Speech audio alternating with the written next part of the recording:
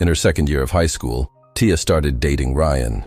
He was the star on the soccer team with a winning smile and a friendly charm that lit up any room. To 16-year-old Tia, he seemed like the only one who truly understood her. Someone who looked beyond her quiet nature to the big dreams she kept hidden away. After school, they'd spend hours talking about their future plans, moving out together, renting a small apartment in an exciting part of town, maybe even launching a business side by side. Tia could already imagine a life built together, unstoppable in every way. But everything changed after graduation. Caps had hit the ground, summer melted into fall, and Ryan started drifting away like the tide pulling from the shore. Texts went unanswered for hours, even days, and their usual park strolls dwindled until they nearly stopped altogether. Whenever they met, Ryan steered every conversation toward his own ambitions. How he needed to ace his college entrance exams, how he had his sights set on top schools like Georgetown or Stanford. One cool October afternoon, as the leaves turned bright gold and red, he abruptly stopped on a gravel path lined with old oak trees. "Tia, we need to talk," he said flatly, his hands buried in his jacket pockets. Tia's stomach tightened with worry. "Is something wrong?" she asked, brushing a loose strand of her dark hair from her eyes as she tried to read his expression. Ryan kicked a small stone, his gaze fixed on the ground. "Look, it's just that our relationship isn't working for me anymore. I have big plans. I'm applying to colleges, chasing a career," he explained with a vague gesture between them, avoiding her eyes as he added, "It's holding me back." The words hit her like a jagged knife. "Holding you back?" Tia repeated, her voice trembling despite her best efforts to sound steady. "I thought we were in this together. You promised we'd figure everything out. College, life, all of it." Finally, Ryan looked up, his hazel eyes distant and determined. "I'm really sorry, Tia. I've made up my mind. It's best for both of us if we end this." His tone left no room for debate, like a door slamming shut.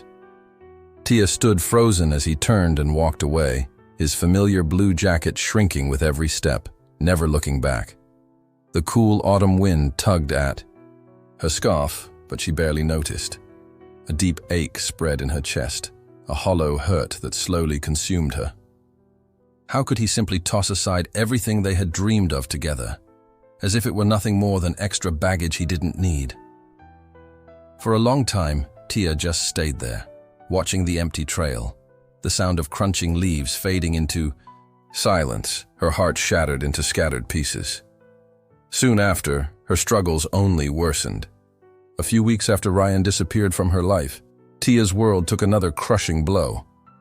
The warning signs had been building up, missed periods, a queasy feeling at the smell of coffee. One day, she sneaked out to a nearby drugstore, grabbed a pregnancy test, and locked herself in an upstairs bathroom, her heart pounding as she waited. Later, she sat at the worn kitchen table in her family's neat suburban home, hands trembling as she clutched the test. 2 pink lines glared back at her, a neon sign of a truth she couldn't ignore. "Tia, dinner's ready. Come on, it's getting cold," her mom called brightly from the kitchen over the clatter of dishes.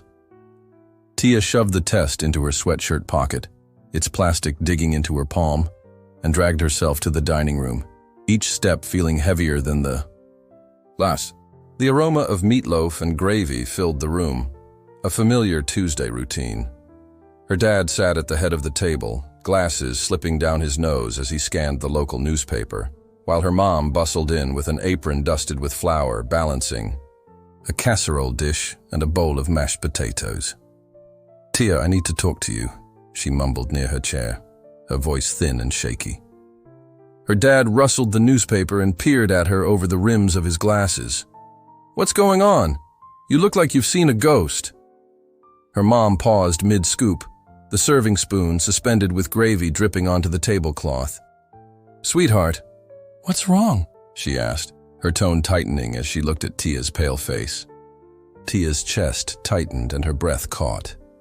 "I'm pregnant," she managed to choke out. the words shattering the air. Silence fell like a heavy weight. The spoon clattered to the floor, splattering gravy everywhere. Her mom's hand flew to her throat in shock, and her dad's face turned from pink to a boiling red, veins standing out on his temples. The newspaper hit the table with a sharp smack. "Pregnant?" her mom shrieked, fumbling for a napkin and twisting it into knots. "Tia Marie, you've brought disgrace on us. How could you be so foolish, so reckless? What will people say?" "Hold on, Linda," her dad interjected in a low, dangerous tone, shoving his chair back so hard it screeched. He loomed over them, fists clenched. "You've ruined your life, and ours. Who's the father?" "It's that kid, Ryan. The one who was always around," Tia stammered, tears stinging her eyes. "It's complicated. He's gone now, Dad, but I can handle this. I promise I'll figure it out." Her mom's voice shot up nearly hysterical. "You're 17. You think you can just deal with a baby? What about school? What about us? The neighbors will gossip. The church will talk." "I didn't choose this," Tia fired back, gripping the table's edge as her voice cracked. "You think I wanted this. I'm scared too, but I'm not running away." Her dad's bitter laugh filled the room, harsh and unforgiving. "You should be scared. You have no idea what you've done." He jabbed a finger at her, his eyes blazing. "This isn't a small mistake you can apologize for. You're not. Raising a child under my roof, end of story." "Don't," her mom tried to say, but he turned sharply on her. "Stop pampering her. She's tossed everything we gave her right back at us." Facing Tia again, his voice was as hard as steel. "If you want to act grown up, go handle it somewhere else. Get out."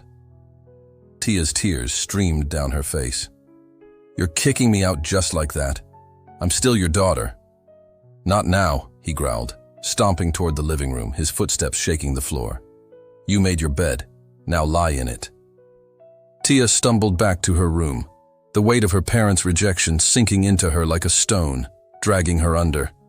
His harsh words echoed relentlessly in her mind, while her mom's muffled sobs drifted up from downstairs.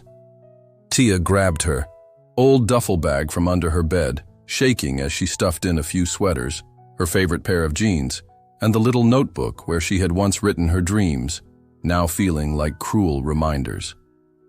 Every creak of the floorboards seemed to shout failure. Every glow of the stars on her ceiling stabbed at her with grief for the girl she used to be.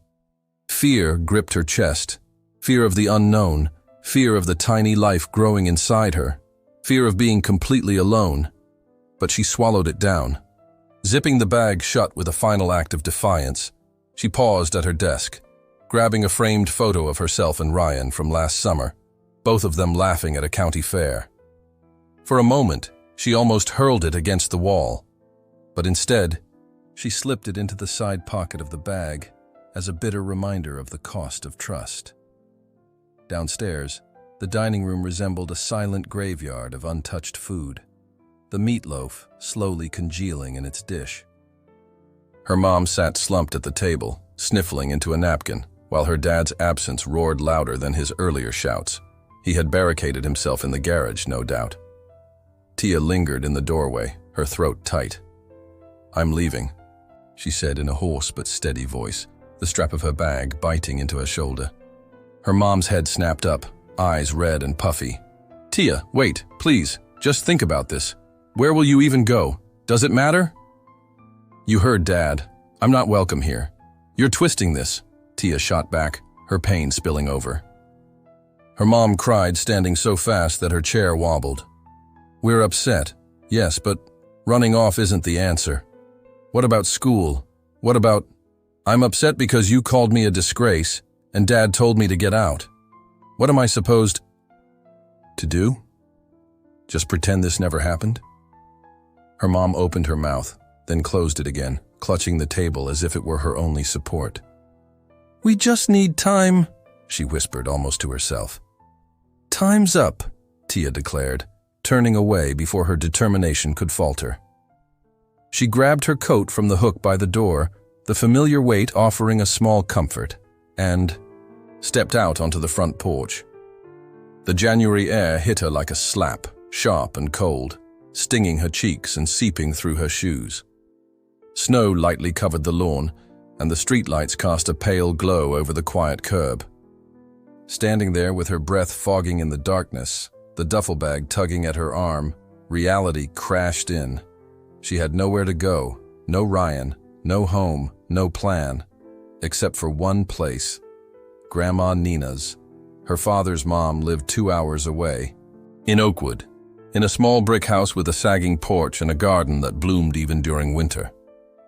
Tia hadn't seen her since Christmas, but she could still recall Grandma Nina's gruff voice over the phone. "You're always welcome here, kid.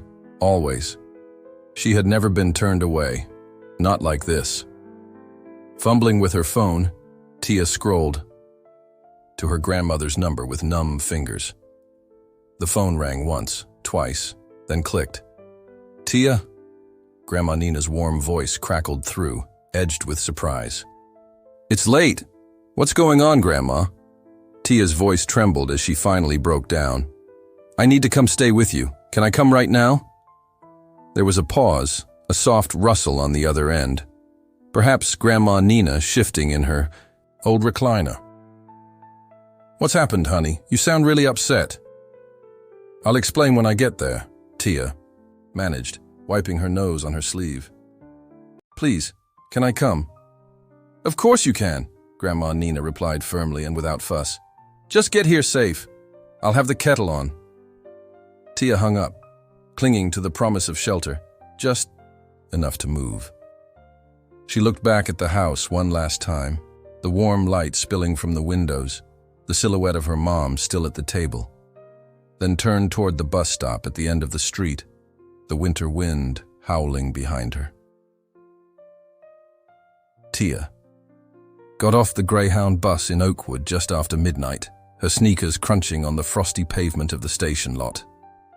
The 2-hour ride had blurred by amid headlights and half-formed regrets, her bag weighing heavily on her lap. She trudged the few blocks to Nina's street, the cold biting harder with every step, until the little brick house came into view. Its sagging porch was lit by a single yellow light, and the garden was a tangle of winter roses peeking through the snow. The front door swung open before she could knock, and there stood Grandma Nina, bundled in a faded quilted robe, her silver hair tied up loosely. Nina's sharp gray eyes quickly took in Tia's tear-streaked face, the dark circles under her eyes, the slump of her shoulders as if she carried the world. Without a word, Nina stepped forward and pulled Tia into a warm, sturdy hug. "Come on in, dear," she said in a rough but gentle tone. "There's always a place for you here, you know that." Tia nodded against her grandmother's shoulder, the lump in her throat too big for words. Nina didn't press for answers. She simply ushered her inside, closing the creaking door behind them. The house smelled of old wood and chamomile tea, with a hint of cinnamon lingering from the oven. It was small and filled with decades of memories. A sagging plaid couch, a shelf of chipped teacups, a radio softly playing late-night jazz. Nina guided Tia into the living room. "Sit down, warm up. I'll fix us something hot," she said. Tia sank into the worn couch, its springs creaking beneath her, clutching her duffel bag like a lifeline. Moments later, Nina returned with 2 mugs of tea and a plate of leftover meatloaf sandwiches with crusty bread and a smear of ketchup, the kind of comfort food Tia hadn't realized she missed. They ate in silence at first, the clink of forks on plates the only sound, as the weight of everything, the fight, the fear, the uncertain future, pressed down on Tia until her resolve began to crumble. "Grandma," Tia began, setting her mug down with a trembling clatter. "I've really messed up everything." The words tumbled out in a rush. "Mom and Dad kicked me out. Mom said I've brought shame on them, that I'm no longer their daughter, and I'm pregnant. I don't know what to do. I'm terrified." Nina slowly set her own mug aside, her weathered hand resting on the arm of the chair. She sighed deeply, a long, heavy sigh that carried years of her own struggles, then leaned forward, and fixed Tia with a steady look. "Oh, sweetheart," Nina said, reaching out to pat Tia's shoulder gently. "People say a lot of hurtful things when they're upset. But listen, having a child is not a disgrace. It's a blessing, even when things are really tough." "They don't see it that way," Tia replied, her voice cracking as she gripped the edge of the table. "Dad told me to get out like I was a stranger, and Ryan, he's gone. How am I supposed to handle this all by myself?" "You're not alone," Nina said firmly, cutting through the swirl of Tia's despair. "You've got me. I raised your dad through worse than this, and I'll help you get through it too. We'll manage together." "But what if I can't?" Tia whispered, her voice trembling with doubt. Nina chuckled softly, a low, rough sound, and squeezed her shoulder. "Come on now, you left that house and made it here. That takes more guts than most, even people twice your age. You'll figure it out, one step at a time. Now, finish that sandwich before it gets cold." Tia managed a tearful smile, the first bit of light after so much darkness. She picked up the sandwich, feeling the warmth of the bread seep into her fingers, and took a bite. Nina relaxed back in her chair, sipping her tea as soft jazz played in the background. For the first time in weeks, Tia felt a small spark of hope warming her heart. In Nina's little brick house, the chill of rejection, the pain of losing Ryan, and the bitter bite of that cold January night all began to ease under her grandmother's steady care. Nina wasn't just giving her a roof, she was giving her a lifeline, a foothold to start over. For the next month, Tia settled in at Nina's. She helped tend the winter roses in the garden, snuggled on the plaid couch with cups of chamomile, tea, and let the quiet hum of the old radio mend her broken edges. It wasn't easy, her body was changing and her fears grew daily, but Nina's no-nonsense support kept her grounded. "We always manage, kiddo," Nina assured her. Then, one humid Tuesday morning in mid-August, while Tia was washing dishes in Nina's cramped kitchen, her water broke. "Grandma!" she gasped, clutching the sink as water dripped onto the linoleum. Nina was there in an instant, tossing a dish towel aside and grabbing the high car keys. "Let's go, sweetheart. It's time to meet your little one." They hurried to Oakwood Mercy, a small maternity hospital just off the highway, its beige walls and buzzing fluorescent lights blurring into one as Tia gripped Nina's arm through the waves of pain. Nina stayed by her side through every moment, from the paperwork and sterile gown to the long, exhausting contractions that left Tia breathless and muttering under her breath. "You're doing fine, dear," Nina murmured steadily, dabbing Tia's forehead with a cool cloth. "Just keep breathing. He's almost here." Finally, after one more powerful push that brought a cry from Tia's lips, a tiny baby boy was born, slick, crying, with a mop of dark, fluffy hair shining under the hospital lights. The nurse placed him on Tia's chest, and time seemed to pause. Tia stared down at the little one, his scrunched-up face, his tiny fists, and her heart burst with a joy so intense it took her breath away. She cradled him close, her arms trembling as if afraid to let go of the miracle. His skin was warm against hers, his little chest rising and falling like a promise. "You're my joy," she whispered, her voice thick with tears as she brushed a finger over his tiny hand that clutched hers with surprising strength. "My little secret," Nina said with a rare, wide grin, her voice husky with pride. "Look at that. A fighter, just like his mama." "Mama, look at his hair."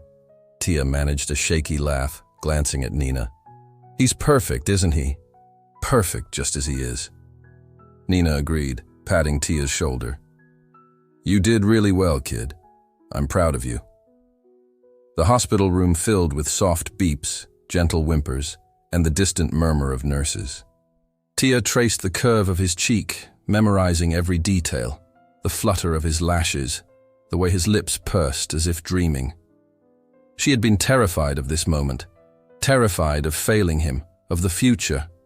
But now, holding him, she felt a new strength growing inside her. Not just fear, but a determination to fight. For him, for both of them. "Is he hungry?" Nina asked, noticing how the baby nuzzled closer to Tia's chest. "Maybe," Tia replied, shifting him gently, still amazed at how delicate he felt. "I guess we'll figure it out together, right, little guy?" Nina chuckled and pulled a chair closer. "That's the spirit. You two will be just fine. I have a good feeling about it." Tia smiled, exhaustion tugging at her, yet the weight of her baby in her arms kept her grounded. For the first time since that cold night on the porch, she believed things might really turn around. Years passed in Nina's little brick house, each one weaving Tia and her son closer into its warm, familiar fabric. Her son grew from a noisy little bundle into a bright, energetic boy, his dark, fluffy hair now a tousled mop that caught the sunlight. By the time he was 5, he was a whirlwind of questions. Why do birds sing? How do clouds float? His curiosity was as vast as the oakwood sky. Tia and Nina took turns answering his endless queries, amazed at how quickly his mind worked. One sticky summer evening, as crickets chirped and the air smelled of honeysuckle, his questions turned more serious. They were sitting on the porch, the old wooden steps creaking under their weight. Nina rocked in her favorite chair, knitting a lumpy blue scarf for her latest project, while her son sat on the steps with a half-melted popsicle dripping orange onto his fingers. The sun was setting, bathing the garden in warm shades of gold and pink. He had been quiet for a while, unusual for him, until he looked up at Nina with big, serious hazel eyes and asked, "Grandma, why do all the kids at school have both a grandpa and a grandma, and I've never seen mine?" "Mom says you're my great-grandma," he added, confused. "What does that mean?" Nina's knitting needles paused, the yarn tangling in her lap. She had known this day would come. Children always sensed when something was missing, but the question still caught her off guard. Setting the scarf aside, she folded her hands and said, "It's not a simple answer, sweetheart. It's a bit of a grown-up mess and you're still little. But I'll try. Sometimes adults make big mistakes. Your grandpa and grandma, my son and his wife, they got scared a long time ago when your mom found out she was pregnant. They couldn't see how amazing you would be and worried more about what people would say than about how much your mom wanted you." His little face crumpled with confusion and hurt. "No, that's not true," Nina quickly reassured him, cupping his cheek. "They just didn't know how to handle their feelings. People can be slow to learn, and sometimes they miss the best parts until it's too late. But your mom chose love from the start. She chose you, and that's what really matters." He stared at her for a moment, then looked out at the garden as the last rays of sunlight glimmered off the marigolds, a gentle breeze stirring the leaves and carrying the soft buzz of a lawnmower. "But you're always here, right?" he finally said, hope flickering in his eyes. "Always, my dear," Nina replied with a warm smile, ruffling his hair. "Family isn't just about who you're born to. It's about who sticks with you, who loves you no matter what. And I'm not going anywhere." He grinned a toothy, gap-toothed smile that chased away the shadows. "Good," he said, fiddling with his popsicle stick. "I like it better when you're around." Later that day, Tia found herself at the kitchen sink, her hands deep in soapy water as she scrubbed a pot that really didn't need cleaning. The sound of her son's voice and Nina's gentle responses drifted in from the porch on the warm August breeze.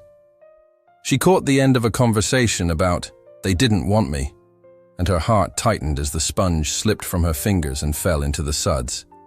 Tears welled up quickly, streaming down her cheeks before she could stop them. She pressed a damp hand to her mouth, stifling a sob, while the old wound of her parents' rejection reopened. But Nina's calm, kind voice worked like a soothing balm through the pain, softening everything, bit by bit. "Mom," her son piped up from the doorway, snapping her out of her thoughts. He came in barefoot, still clutching his popsicle stick, like it was precious. "Are you okay? Your eyes are all red." Tia swiped at her face with a dish towel and forced a smile. I'm fine, buddy. Just got some soap in my eyes. It stings something fierce. She turned back to the sink to rinse the pot for the third time. How's Grandma's scarf coming along? He asked with genuine curiosity. It's lumpy, she replied with a little giggle. I think it looks funny. Kinda like Grandma, don't you think? Tia laughed, her chuckle shaky but sincere. Looking out the window, she saw Nina rocking in her chair with her knitting needles clicking, and felt a rush of gratitude. Her son didn't push for more details. He was busy chattering about a beetle he had seen in the garden. She let his innocent words anchor her back to the present. As the years went by, each one adding its own challenges, her son grew into a lanky boy with unruly hair and a mind that buzzed with energy every day. By second grade, school had become his playground. He would linger after class, bombarding his teacher, Ms. Daniels, with questions like, "Why do leaves turn red?" or "How do magnets stick?" Science captivated him, whether it was biology, physics, or any puzzle he could solve. He'd come home with library books, their pages dog-eared and smudged, and spend hours drawing circuit diagrams or sketching bug wings. He's got a real gift, Ms. Daniels told Tia at a parent-teacher night, her glasses glinting under the school lights. He finds these clever solutions that make you wonder why you didn't see things differently. And the way he explains things, half the class gets it because of him. Tia beamed, clutching a styrofoam cup of lukewarm coffee. He's always been like that, figuring things out, even if it drives me crazy sometimes. Hold on to that, Ms. Daniels said with a chuckle. Kids like him are going places. And at home, her son proved it every day. One rainy afternoon, he sat cross-legged at the kitchen table with a disassembled flashlight spread out before him. Batteries, a bulb, bits of wire. "Look, Mom," he called, holding up the glowing contraption. Timmy didn't understand how it worked, so I explained that it's just electrons moving around. Simple, right? Tia leaned over and ruffled his hair. Simple for you, maybe. I'd have shocked myself silly. You're going to teach me something one day, huh? Only if you stop burning the toast, he teased with a gap-toothed grin. Tia swatted him playfully with a dish towel, watching him grow. His sharp mind, his quiet confidence. Though the ache from her parents' absence still lingered like an old bruise, her son was living proof that love could build something stronger than fear. Tia eventually carved out a steady life in Oakwood. It wasn't glamorous, but it held together. For years she worked at Betty's Diner, a small, cozy spot on the edge of town with cracked vinyl booths and an old jukebox that hadn't worked since the 90s. She started there right after, moving in with Nina, a job to keep the lights on while she napped in the back office, cradled in a hand-me-down car seat. Dreams of earning a degree, maybe in nursing or teaching, danced in her head some nights, but those dreams were set aside. Every shift, every tip, every extra hour she worked, she saved away in a coffee can under her bed labeled Noah's Future in marker, whether it was pennies, crumpled fives, whatever she could spare. It was all for him, for college, for a chance she never had.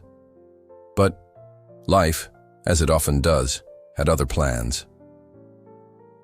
One muggy Thursday in late spring, Tia hadn't slept well the night before and slogged through her shift at the diner, the fluorescent buzz drilling in her ears.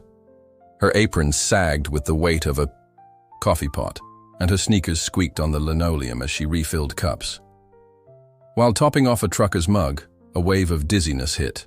Whether from fatigue or the heat, she couldn't tell, and her foot caught on a chair leg. The pot tipped, hot coffee splashing in a dark, steaming arc over a table, soaking papers, a phone, and the lap of a well-dressed man in a sharp navy suit that looked like it cost a fortune. Not something you'd pick up at a discount store. "Oh my goodness," Tia gasped, as the pot clattered and she grabbed napkins from her apron, frantically dabbing at the mess. "I'm so sorry, sir.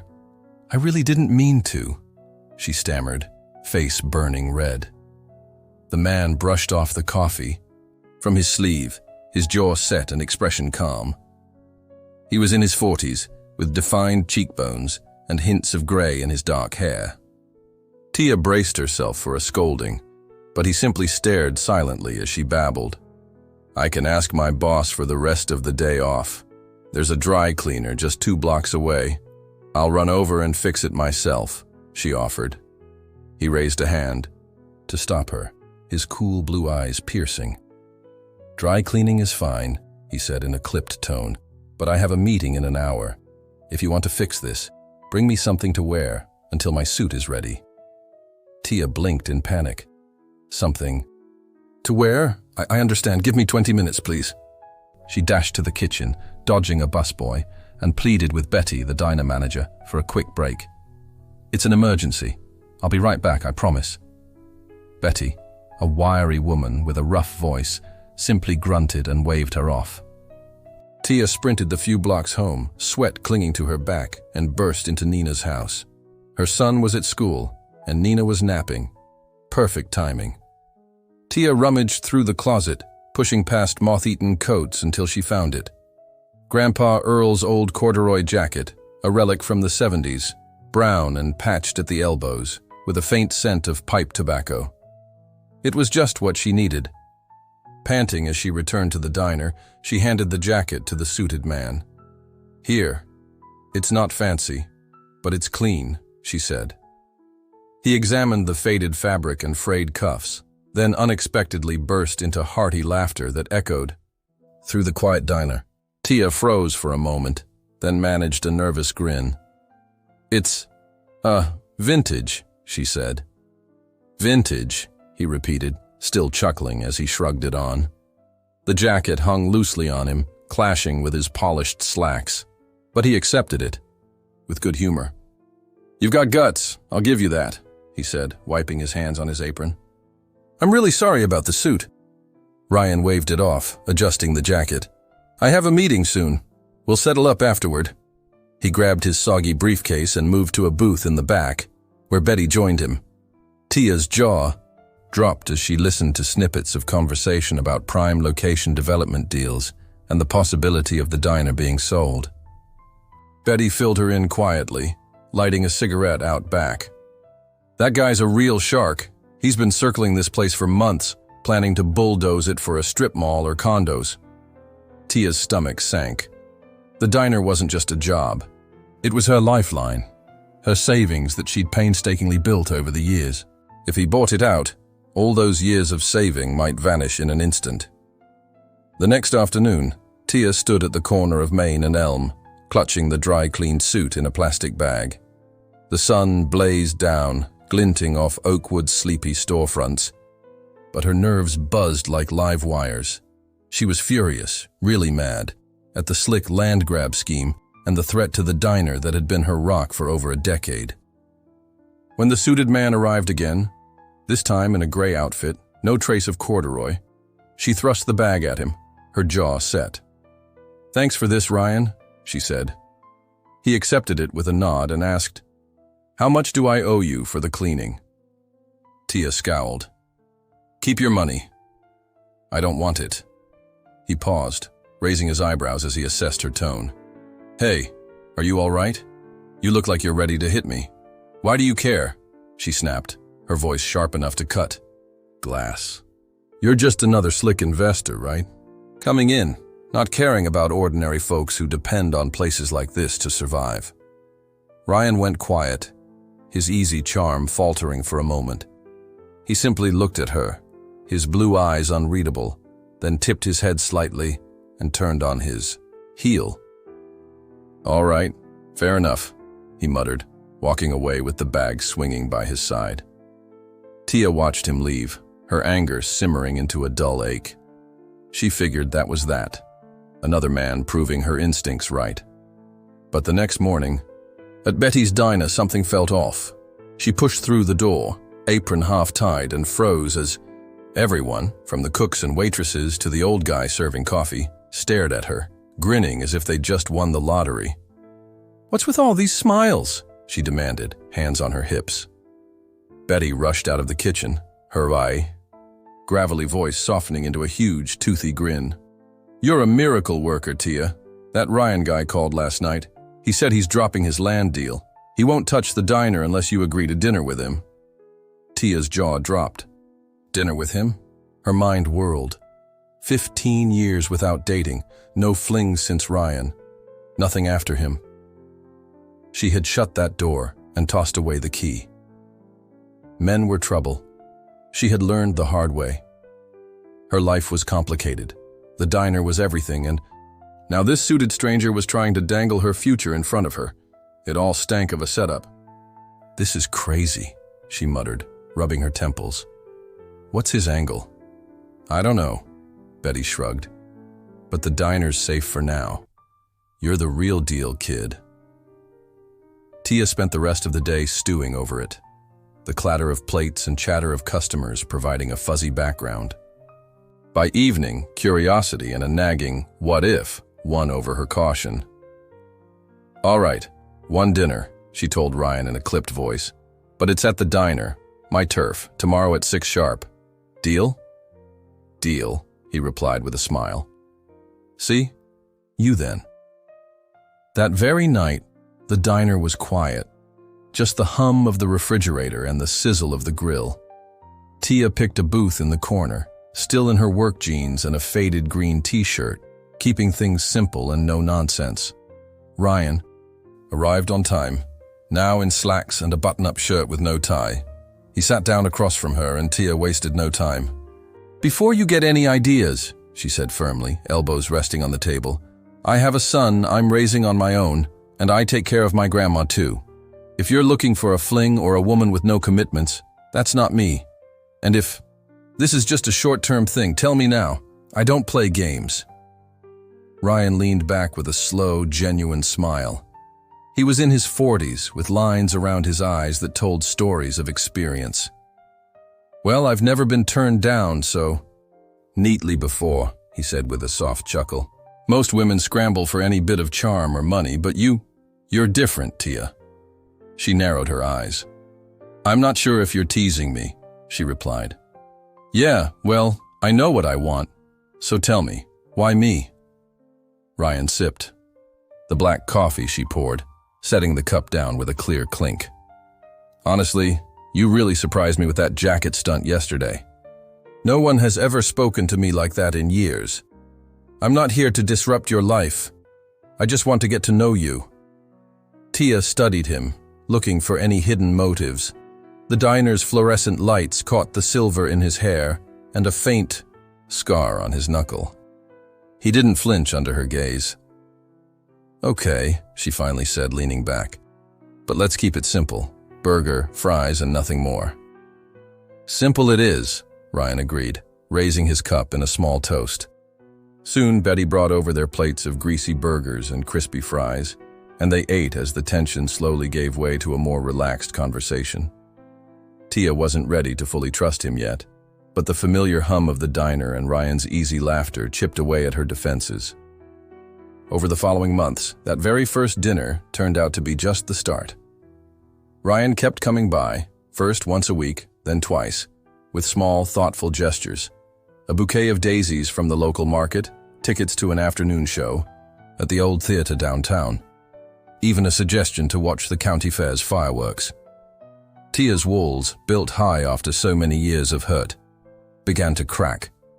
She found herself smiling at his dry jokes and lingering over their coffee a little. Longer than she planned, though trust still remained tangled.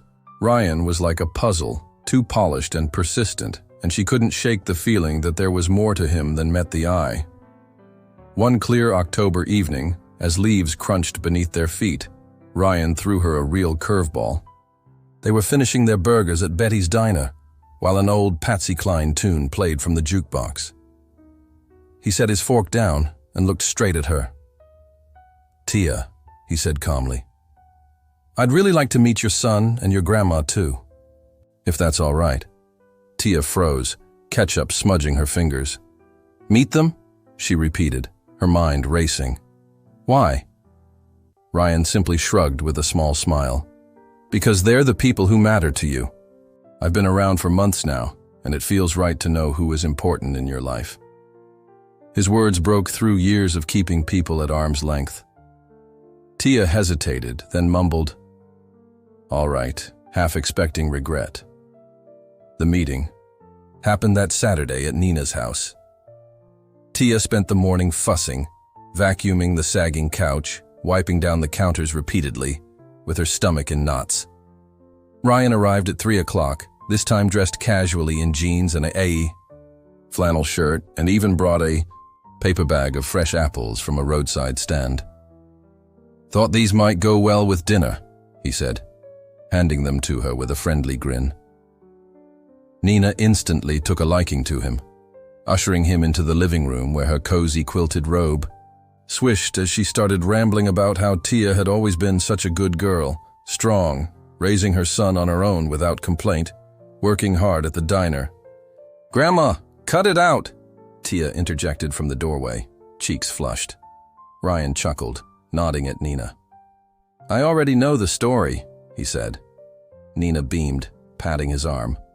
"That's wonderful. You really hold on to your strength." Just then, the front door burst open, and Tia's son ran in with his backpack swinging and sneakers caked in playground dirt. "Mom, I'm home.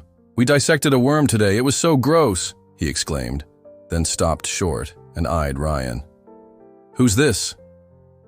Tia braced herself, but Ryan leaned forward and said, "Hi, I'm Ryan. Can you tell me, how do worms move?" "Without legs? It's been a while since I read a science book." Her son's face lit up, his shyness melting away. "They have these tiny bristles and muscles that squeeze them along like a little conveyor belt."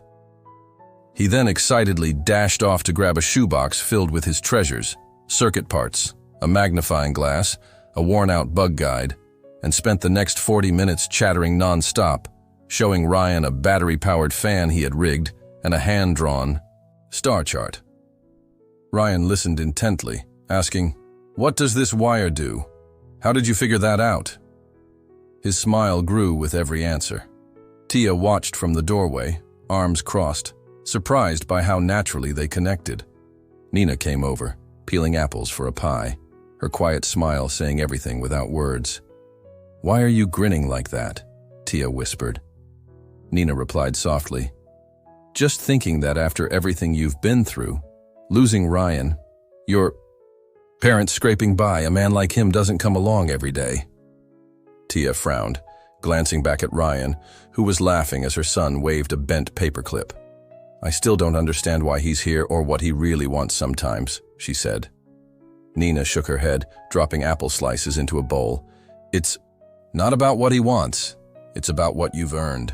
Just give it a chance, okay?" Tia said nothing, her eyes fixed on Ryan and her son, who were bent over a tangle of wires, their voices filling the room with warmth. A warmth Tia hadn't felt in years. She wondered if maybe her defenses were keeping out more than just pain. 6 months later, as spring burst into bloom across Oakwood, Ryan surprised Tia once again. They were sitting on Nina's porch, where the air was sweet with lilacs, and Ryan was quietly fiddling with a robotics kit. He had been more subdued than usual, fidgeting with his coffee mug until he set it down and took Tia's hand. Her heart pounded. She recognized that look, the one that meant he was about to change everything. "Tia," he said in a soft but confident voice, "I want to marry you.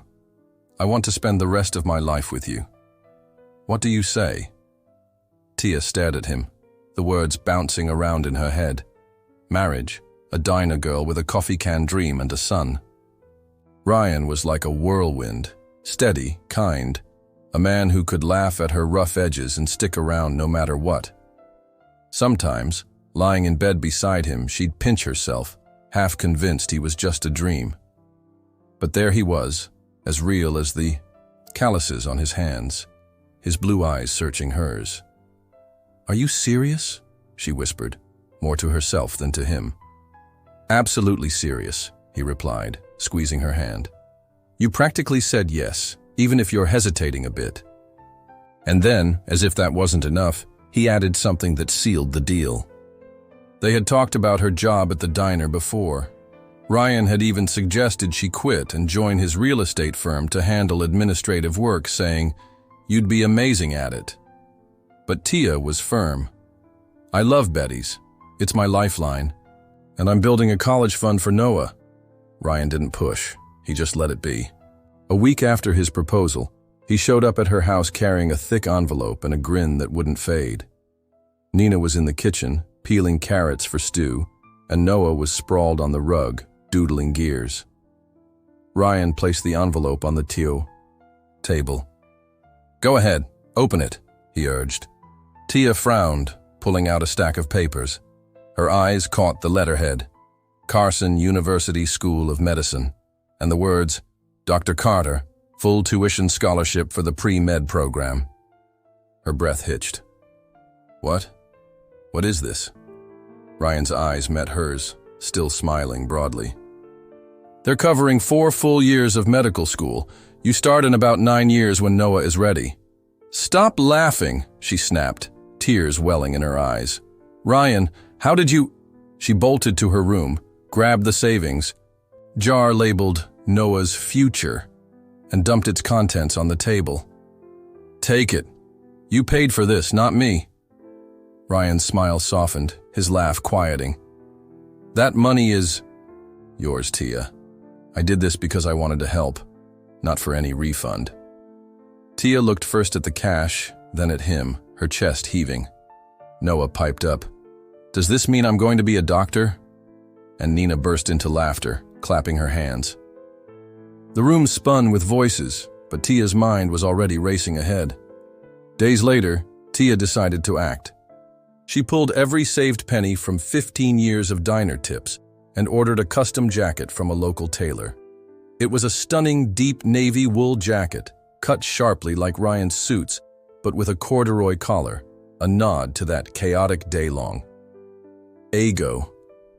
She wrapped it in a sleek black box tied with a silver ribbon and waited for the right moment. That moment came one quiet evening, just the two of them at Betty's after closing time. The diner was dark except for one light over their booth. Tia slid the box across the table, her hands shaking as she opened it. Ryan raised an eyebrow, carefully untying the ribbon. When he lifted the jacket, his grin softened into something tender. "Tia, this is for you," she said, her voice thick with emotion. "For being here for me, for everything. I was so scared to let anyone in, but you're real. Thank you." He ran his hand over the collar, then looked at her with bright eyes. "So that means you're saying yes?" She laughed through tears. "Yes, Ryan. It means yes." He pulled her into a warm hug, the jacket pressed between them. And for once, Tia allowed herself to bask in the warmth filling her heart. It wasn't a dream. It was her reality. Ryan went through his years at Carson University like he was born for it. Science wasn't just a subject to him. It was his passion, the spark he'd had since he was a kid taking apart flashlights. He aced his exams with ease, his curiosity lighting up every lecture and lab. When he graduated at the top of his class, a private clinic in Baltimore snapped him up before his diploma was even signed. At 22, he became a surgeon, steady, hands guiding a scalpel in operating rooms where life and death hung in the balance. It was late November that year, during Thanksgiving week, when Tia called Ryan home to Oakwood. She had cooked a feast, turkey with sage stuffing, mashed potatoes drowning in gravy, and tangy cranberry sauce spread out on Nina's worn dining table. Ryan pulled into the driveway of the old brick house, glowing warmly against the gray dusk, and stepped into a scene that felt like a long-awaited hug. Tia, now in her early 40s with streaks of silver in her hair but still sporting a fierce smile, bustled in her plaid apron. Ryan carved the turkey with practiced precision. His real estate firm was booming. He had just landed a deal for a downtown office block. Tia had long since hung up her waitress apron. She and Ryan had bought Betty's diner when Betty retired at 75, too tired to keep up with the pace. Now Tia managed it like a queen. The diner was theirs to keep alive. Nina, now 90 and still sharp, sat at the head of the table, in a cozy sweater, recounting stories, half true, half exaggerated, about Tia's stubbornness as a teenager. Meanwhile, Noah giggled as he nibbled on a roll. The room buzzed with conversation, the clink of plates, the crackle of the fireplace. "Business is good," Ryan remarked, passing the gravy. "But this right here, this moment, is even better." "Absolutely," Tia agreed, her voice light as Noah nudged her playfully. Dr. Carter, who had become like family, walked by with a fruitcake. "Hope it's better than mine," he joked, before his phone buzzed with an emergency call from the clinic. He sighed. "I'm on my way," and left quickly, apologizing. "Save me some pie always," Tia said, squeezing his arm as he grabbed his coat. The surgery had been grueling. 6 long hours on a woman in her late 60s with a ruptured appendix. Dr. Carter had pulled it off with his usual calm, and the patient had come through, groggy but alive. Later, as he scrubbed out in his green scrubs, a man in a tweed coat approached him with a lingering handshake. "Dr. Carter, thank you," the man said, his voice thick with gratitude. "You saved her life. I can't thank you enough." "Just doing my job," Dr. Carter replied as he peeled off his gloves, ready to head to the break room. But the man lingered, his eyes scanning little Noah as if he were studying him. "You're young for a surgeon," the man remarked casually. "Where? Did you grow up? Oakwood? Are your parents still there?" Dr. Carter frowned and tossed his gloves into the bin. "Yes, my mom's still here." The man smiled oddly.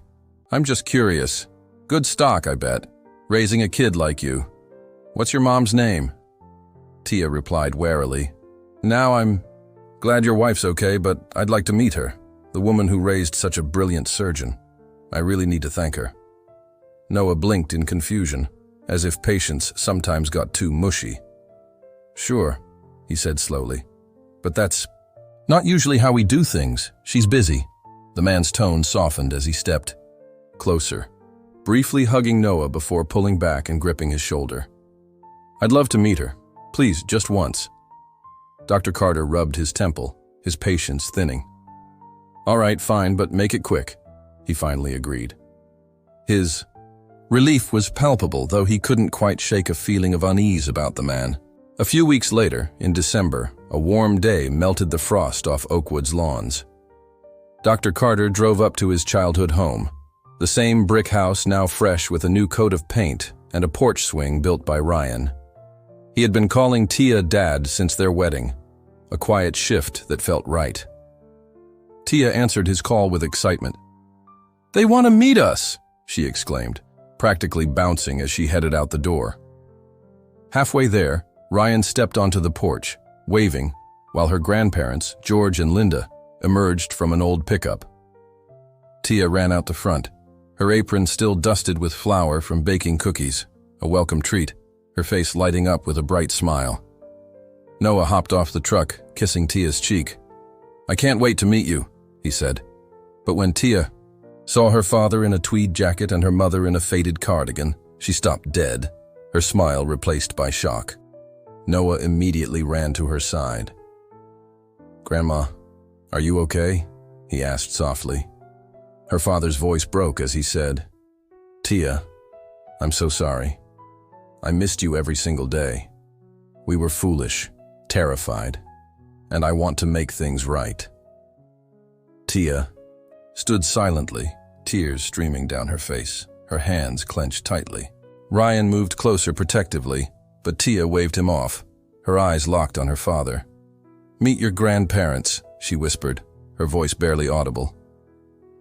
The atmosphere turned heavy as Linda burst into sobs, while George stood there, shaking and crying. Dr. Carter's mind reeled at the sight of grandparents. Before he could speak, George stepped forward, voice trembling. "Tia, I'm so sorry. We were wrong. We didn't know how to fix things." Linda's voice was small as she said, "We were always so worried about you, but we never did enough. Never called, never visited, never sent even a dime for Noah." Nina scoffed, leaning on her cane. "You left her to me, and yet she built a life, a good one. She raised a son who saves lives and married a man who would walk through fire for her. This family is hers, and you have no place here until you own up to your mistakes. George's face crumpled again, tears flowing. We were wrong, Mom. I know it. We just didn't know how to fix it. Linda nodded, softly sobbing. We're so sorry, Tia. We don't deserve your forgiveness. But we're here now. Tia sat stiffly, staring at the steam rising from her untouched cup of tea, with Noah's small hand resting on her shoulder as Ryan looked on, waiting for her to speak. The room held its breath as Nina's words hung in the air like a final judgment. Finally, Tia looked up, her eyes wet yet determined. Sorry is a start, she said quietly, but it's not enough, not yet. George nodded, swallowing hard, and Linda clutched his arm. They all felt diminished in the face of the family they had lost. Nina leaned back in her chair, exhaling deeply, and Ryan picked up his book again, his soft voice resuming. You never really understand someone until you see things from their side. The fire crackled, and the tea went cold as the first fragile thread of forgiveness, perhaps just time, hung silently between them.